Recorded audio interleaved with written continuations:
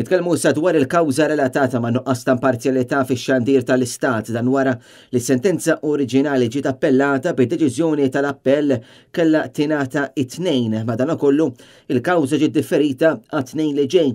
Fl-ewwel deċiżjoni il-Partit Nazzjonalista kien ingħata raġun kif is-sentenza mill-primawla tal-Qorti Ċivili kien ġie ddikjarat l-awtorità tax-xandir naqset mill tassigura li tinżamm imparzjalità dwar ħwejjeġ ta' kontroversja politika.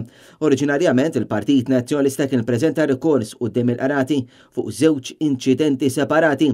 L-ewwel wieħed kien jikkonċerna dewmien ta' 3 xhur mill-PPS biex jippubblika dritt ta' tweġiba li rebaħ il-Partit Nazzjonalista wara li darbtejn ressa ilment quddiem l-awtorità tax-xandir.